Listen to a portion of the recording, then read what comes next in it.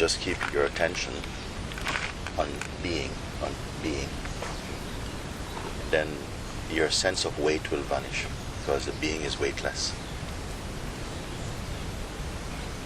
A simple thing.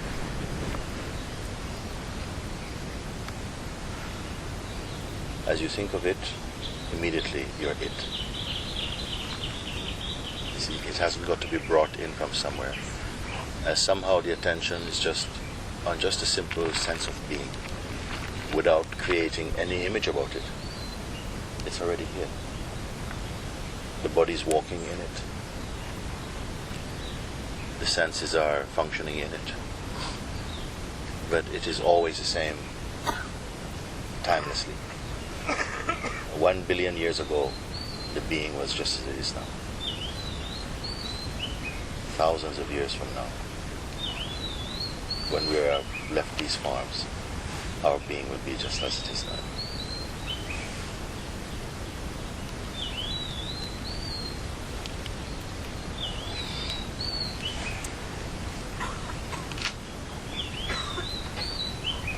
And mind is only momentary, like waves passing through.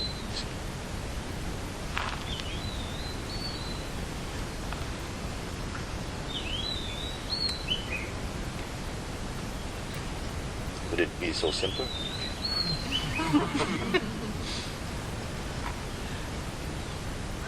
Is it so simple?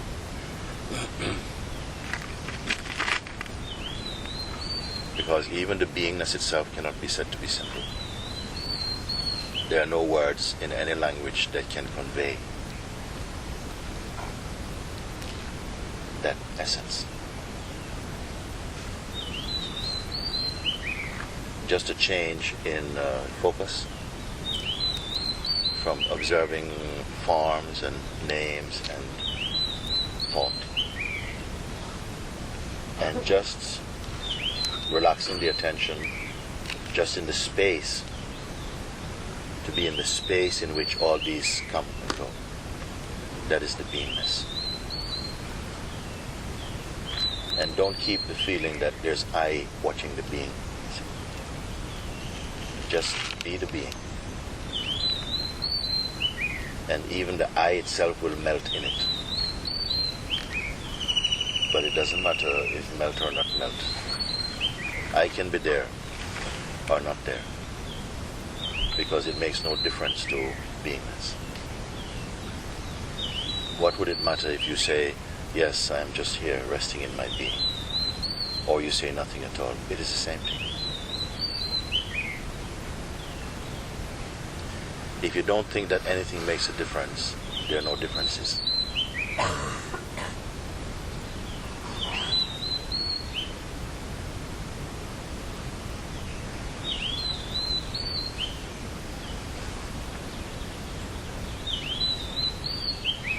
But there's an old itch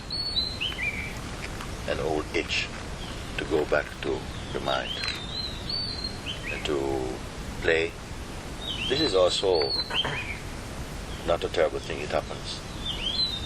But so powerful is the being that as soon as the attention really learns to acknowledge and rest inside the being, then everything is permissible. Everything is free. Because everything is just the being in manifestation, and there are no differences. So perception by itself cannot distract, only if we have the habit of plunging into our perception, into the object of perception. Then the waters of the being gets somehow disturbed. But these are only concepts, because from the actuality of being, nothing happens. Unless and or until the mind says something happened, experientially nothing happened.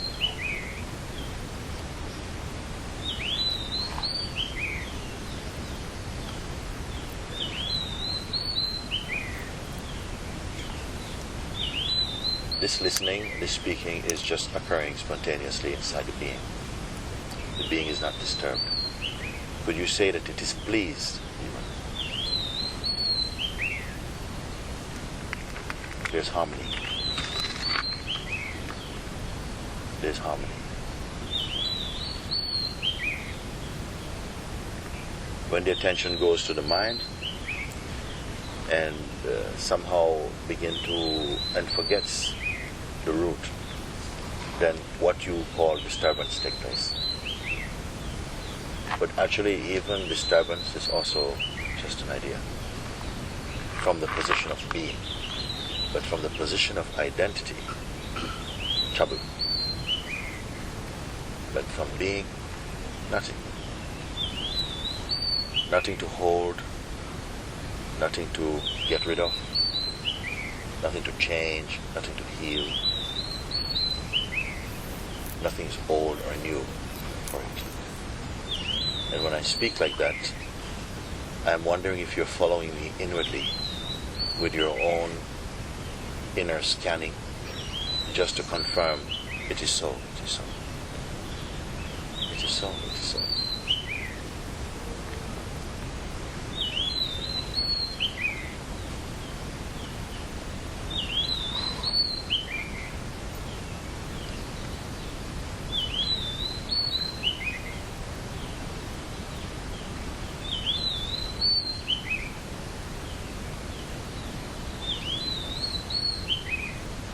We hear the sound of the birds. Where is this sound? Out there? Or in here?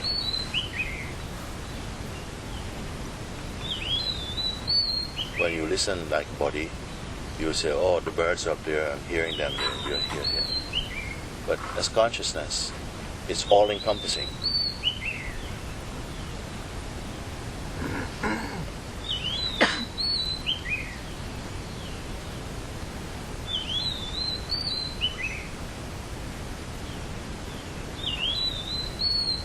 Your beingness is not the size of your body.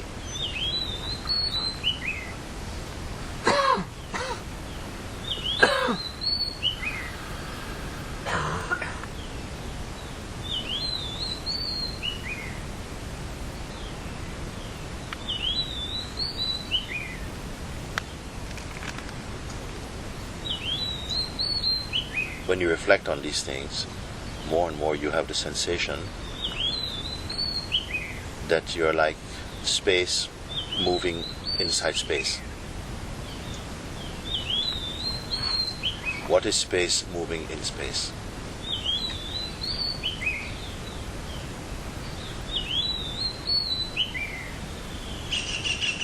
When we have not defined ourselves, when the attention lives inside the beingness itself,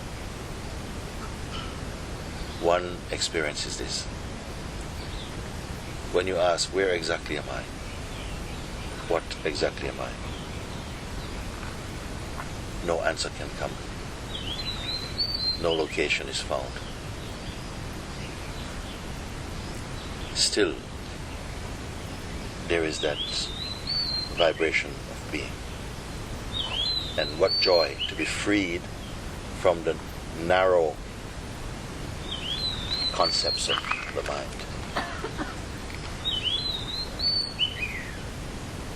Keep the attention on being. Don't try to define being or imagine the being. Otherwise you're already drifting away. But even drifting away also cannot exist outside of being. Just be being. Initially it feels like some attention, a kind of vigilance or alertness must be present. This will gradually cultivate and become stronger until one finds that spontaneously there's no such thing as leaving or entering being. We are the being. Even the one practicing to become the being is actually the being itself. in its dream as being separate.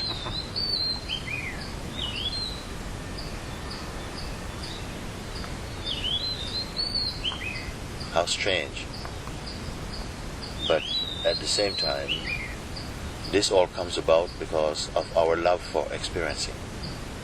And there cannot be experiencing without duality. So therefore we love duality, which is fine, but then we seem to get lost in it. Because we consider that ourselves also as object. And the proof of this is that we perceive other as object. So if other is object, I also is object. Even though it appears to be subject, it is kind of object also. So therefore there is a sense of separation. I say a sense because in reality it is not there. So the whole point of all of this is that we come to know somehow.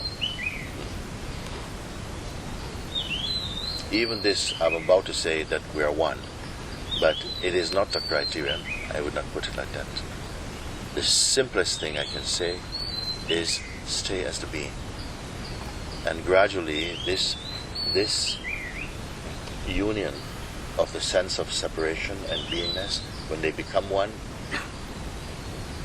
this recognition somehow will touch and bless every other aspect of your expression automatically. Therefore, if we continue looking at each little area one by one, then you can be busy for a very long time. But if you go straight to the heart of it, and where will you go? Where is the being if not right where you are? The very fact that you speak or hear or have a sense of existence is evidence of the being. They are one already. So only keeping the attention on the sense of being is not hard work. It becomes such exquisite joy. Then you see, but I'm making so much effort to be what is effortless. But in the beginning, this effort, although it is illusory, is also necessary.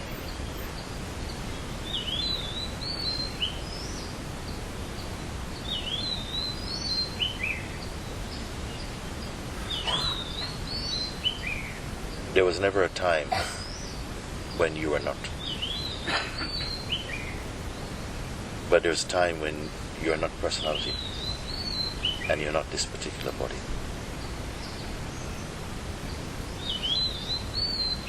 In the life, most times when we hear these things, they are presented only as ideas or belief. But I want you to know this and to experience this actually. So it is confirmed and verified inside your own being. It is not difficult.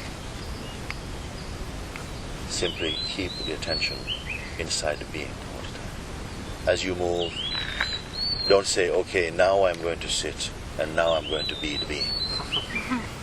Because if you say like this, then automatically, although you don't speak it in words, you have given a permission to not be the being. Then there will be other times when you're not so much the being. And then when you decide I'm going to be the being, you have a sense now I'm the being. And being is continuous all along. What I say that even if you first suppose you can't find time to relax. Suppose you're there. Even I want to put it like that. Relaxing, of course, fine, relaxing. But it's not a condition of being. You understand? Because if there's a condition of being, it means that there are some times when being is not. So, therefore, even if you were in such a situation where your body and mind very tense, because it is phenomenal and because it is subject to change, it is perceivable. And the fact that it is perceivable means that you can observe that. And if it is observable, it means that you're other than that. So that simple knowing occurs in the being itself.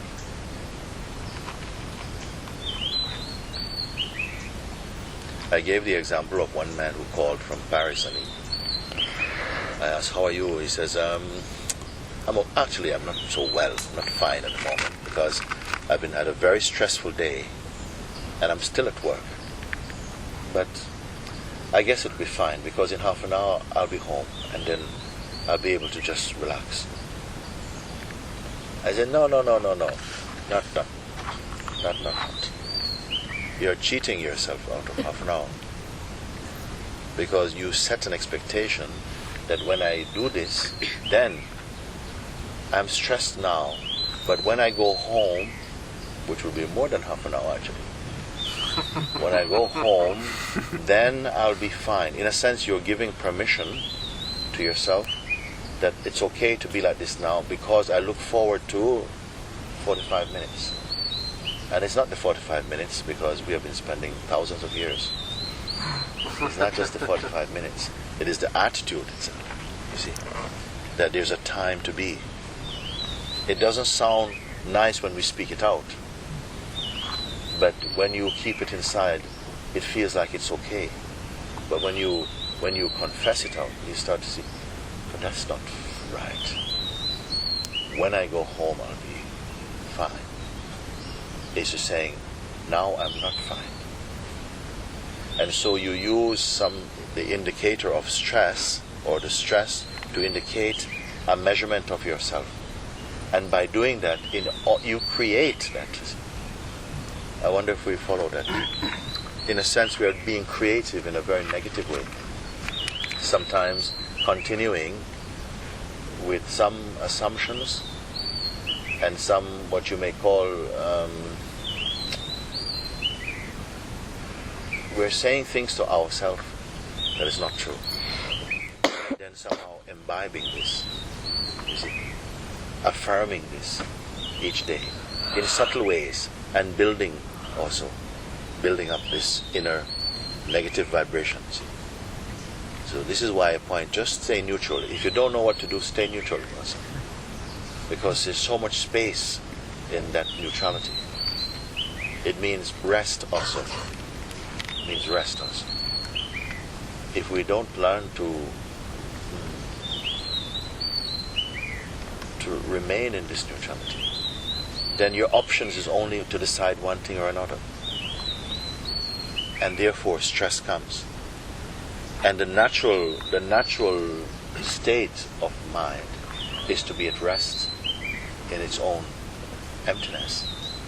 It's not always have to be on duty. You see? So when a thing, if it is required, comes spontaneously, something sprouts from the beingness, takes care of things, and then also go back to emptiness. This is why realized beings, they don't need to sleep very much, because they don't get mentally tired, and they don't give so much importance to how the body feels moment by moment. Their inner nature is always being. So it's as though they prioritize being. If you say that, I'm saying this for the moment, it's not the most elegant words about it. They are just always the being. So sleep is just sort of coincidence. Are you tired? I could be. Perhaps not, I don't know. If need be, I am here for this. Then if tiredness comes, then sleep comes also. See, there's not this continuous self-measuring. All what I'm speaking about is about you, about ourselves. I don't even want to say about ourselves, about ourselves.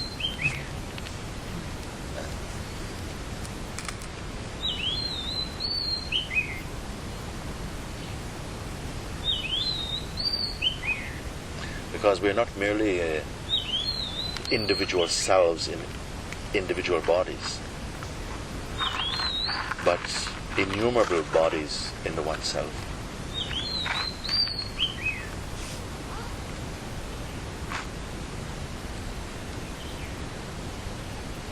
This will come or appear inside the consciousness spontaneously. We don't have to work for that. Don't try to believe this. Just keep simple. Stay as the self. Said if I was leaving town and I've just got on the train and it's pulling out of the station, and you say, Mooji, final words? Stay as the self.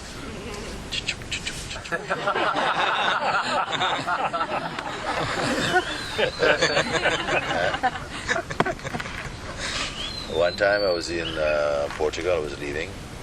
I think we were going back to London. We were actually on the station like that.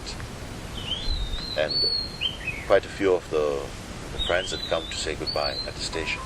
And the train is coming, and they say, Mooji, leave something with us to say something. I said, but enough, no? He said, no. Say something final to us.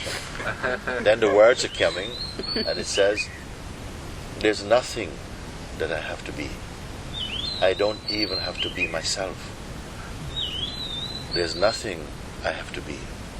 I don't even have to be myself. I am.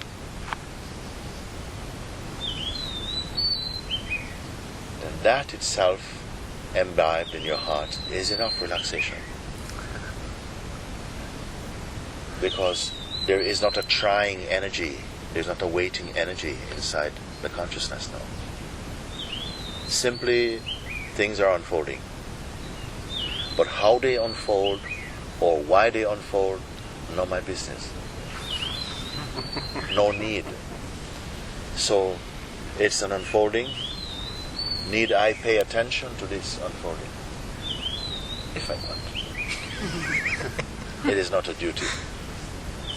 You see? Therefore, the Master says, he says, nothing is happening. In this vast kingdom, we can say even here, what's happening here? Someone could answer and say, oh, birds are singing, sadhus are washing. Oh, actually, too many things are happening that I could not tell you how many things are happening. The physicists, the scientists will always tell, oh, these are innumerable atoms are flying all over the place.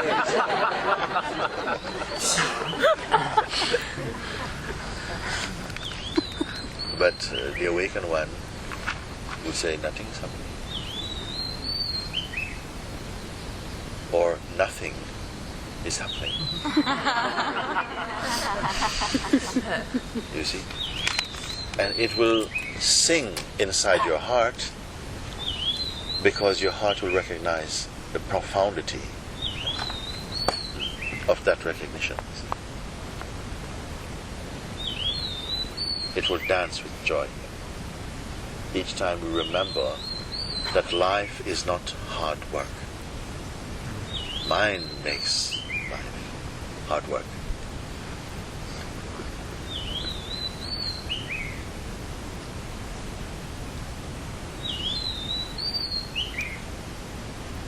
We were not born as slaves. The sage says, you're never born, but few can comprehend it. Why? Because it is so firmly fixed in our psyche that we are the body. And we have proof. Look. Birth certificate. What do you mean I was not born? This day. Do you remember being born? Well, my mother does. What it means being born. The body is born also. I don't want to try and convince, because there's resistance in the mind about these things. But when you intuit them inside your heart, then there's no place for you to argue.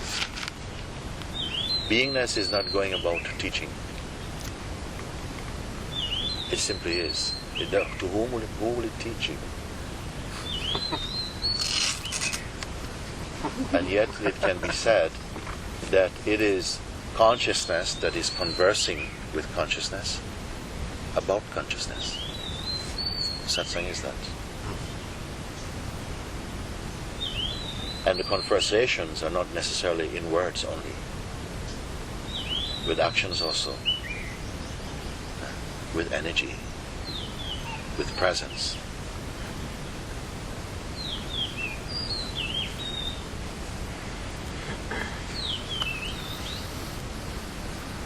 So the self appearing in each form is offering darshan to each other, like that.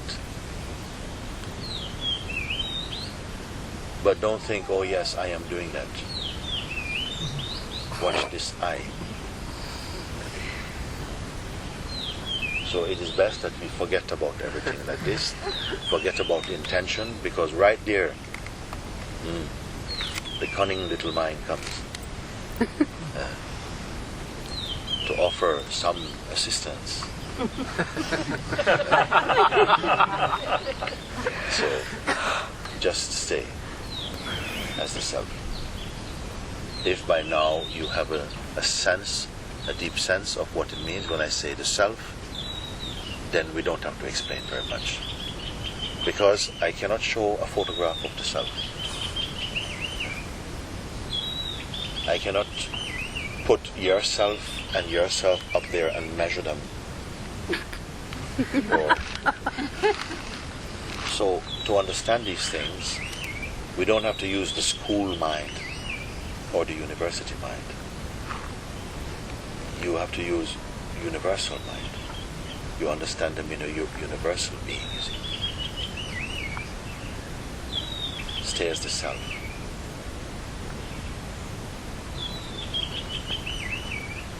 Why stay? Why remain?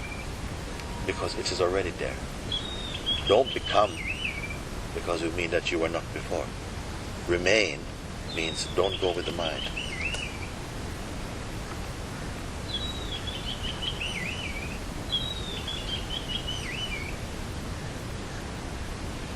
What's the difference between watching the thoughts without identifying and putting the attention into being? He says, what is the difference, he's asking, between watching the being or putting attention on the... Watching the thoughts without identifying. Watching the thoughts without identifying. Putting attention on the being is most easy thing. Then observing the thoughts without identifying. That's more difficult. Why won't you observe the thoughts? I'll tell you, because what is the purpose of observing? Because there's some people, after 4 years, they're still observing. Then you are tired also, and you are miserable, because what is the point of observing? You know, Mr. Observer G. So, what is the purpose of observing? Can we just keep on observing? Has anybody ever told us why? Just observing. Why we're observing, actually? It must be for a point. Because, and the point is this, we are observing to clarify whether the object of observation, of perception, if it is real, if it has a inherent reality. This is what we are doing. Because, and we are noticing everything comes and goes. Comes and goes. When I say it comes and goes, it doesn't come physically and go physically, but it goes from the field of perception. Cannot hold it. That's the nature of it. So it says everything comes and goes. Because the power of perception, it cannot hold it. It's also by nature, all things are coming and going. So therefore, if all things come and go, then relax. Don't try to capture a cloud. You cannot. Everything is coming and going. Let it be like that. So this was the example I told you when one person was asking, I'm listening to you, but still for me, I've just separated from my girlfriend. He said like this. And, my mind is just full of this and I can't take anything in right now. This I have to solve, something. And I asked him, what was your problem 3 problems ago? This is the person I'm talking about. What was your problem 3 problems ago? That at the same weight as this, the same potency as this problem. And he's scratching around. I can't remember this one. Okay, two problems ago? problems ago? 2 problems. Can't remember. Okay, that's maybe unfair. 1 problem ago. The problem before this problem. Can you revive it? I can't remember. So I said, if such is the nature of the problems, which were as intense as this one appears to be now, then surely this one shares the same destiny also.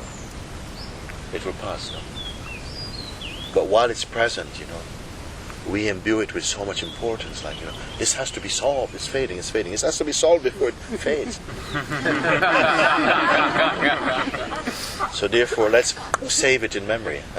Then I can perpetuate this problem, which is actually non-existent now, but saved. What are we pointing at?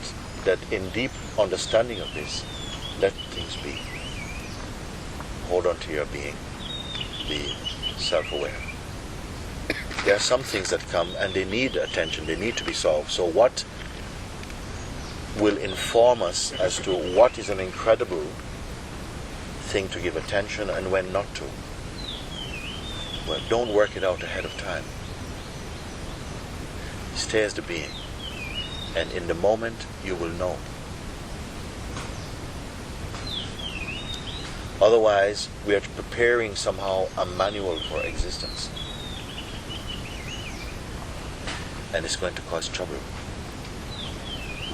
Because life will not fit into anyone's manual, even into any scripture.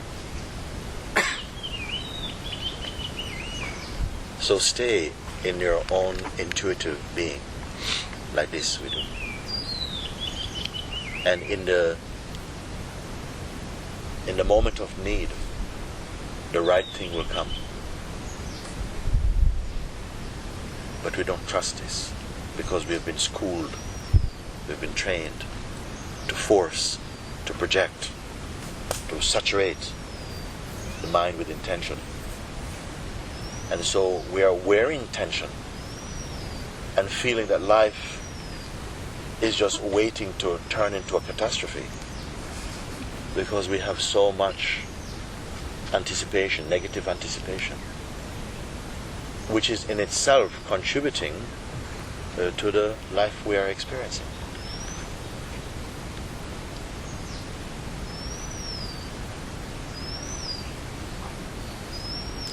Listen, but don't be a listener. It will find its own place.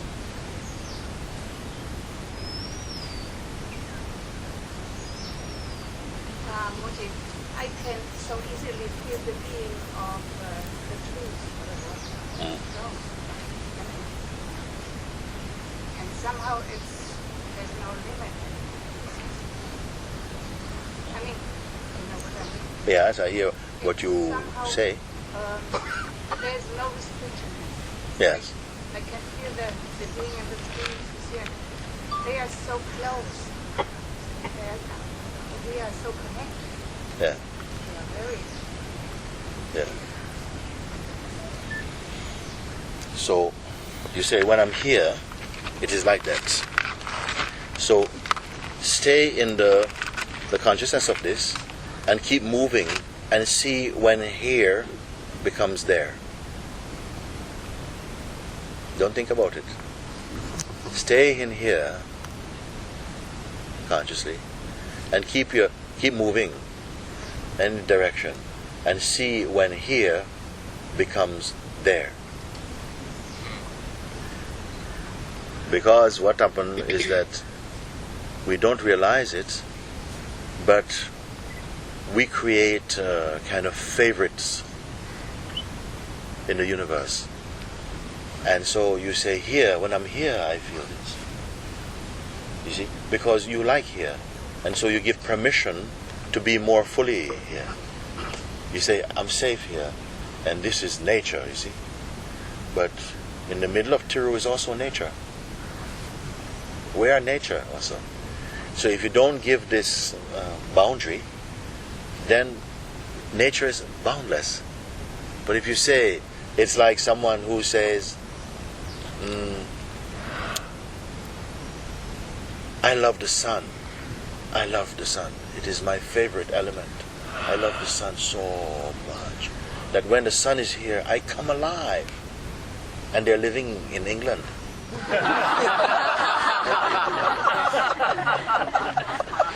Then for about 10 months of the year, you're going to be waiting for the sun. And, of course. And is it true? No. But we create this.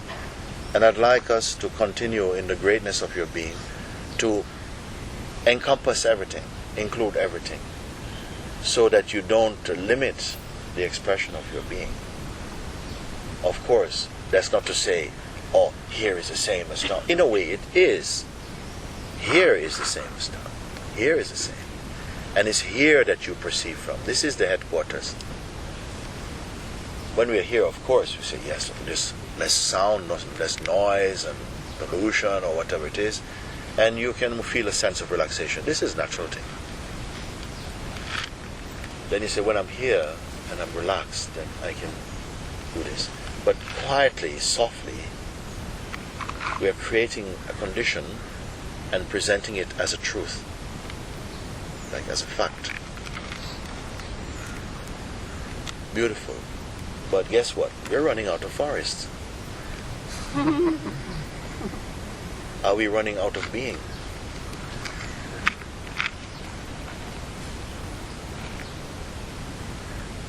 So enjoy. But don't say, yes, when I'm here, I'm fine. But there, I don't recommend. Because then we create something which is not natural to our being, actually. It's not natural. It's funny because it says that Jesus lived in a place called Nazareth. And when they first heard, some people, some early followers, they found him and they went and said to their friends, we've found the one. We've found the Messiah. We found him. Where you find him? In Nazareth. Nazareth? Has anything good ever come out of Nazareth? Word for word, it says this in the Bible. Yeah, in Nazareth. Once there was one commander in one army. One girl was brought to live in the house of one commander of this army. And she was well loved, this child.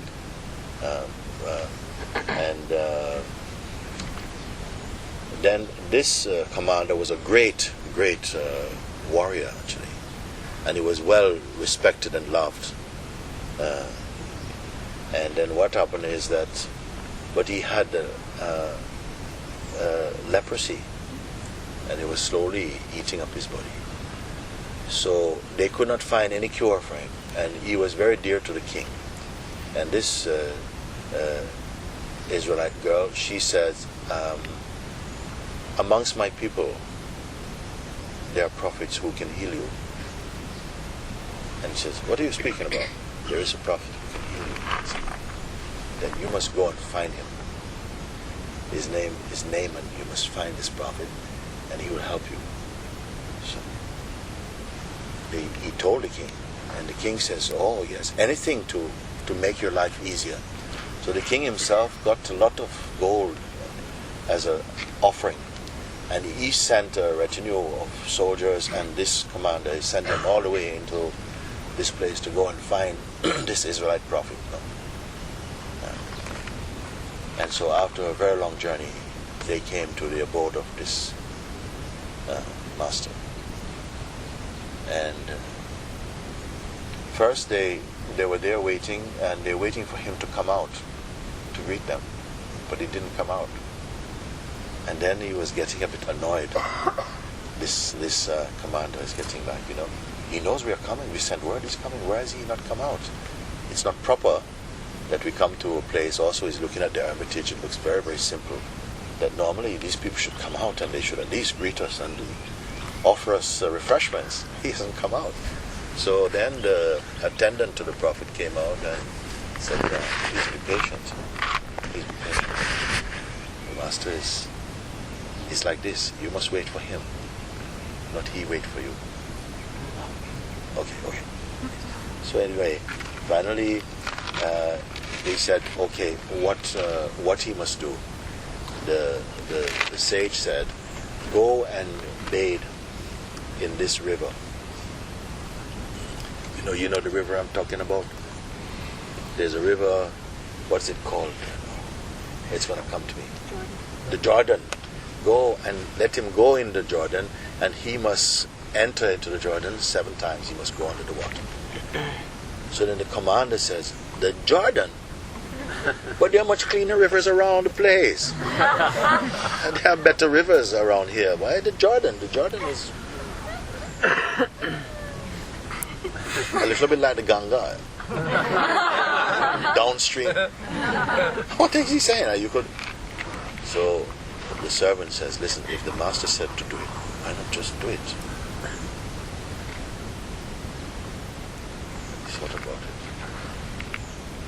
So then one of his own men says, sir, if he had told you to climb a high mountain and to bring the greatest tree and bring it downhill to him, you would do it. He says, yes, I would do it. Then he's only telling you, dip 7 times in the river. Yes, but he's looking at dirty river. So then he says, go and do it. Okay. Then he went, he dipped 7 times, he came up clean.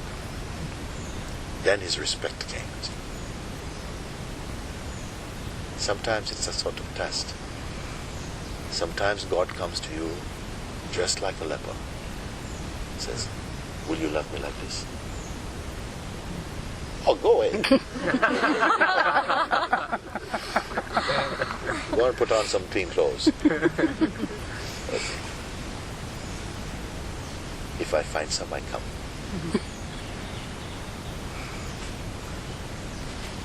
We have to a little bit open up our hearts to being beyond the boundaries which are not natural to us, but come through conditioning. Because life will appear to test. You see, even in satsang, we have a feeling, yes, I got it, yes, it's there. Then you go down the market and then someone cheat you out of a few rupees, or they may even just forget, and you want to take them to court because there's no court around. Then these things, what is happening? I am nothing, but nothing is very annoyed at the moment.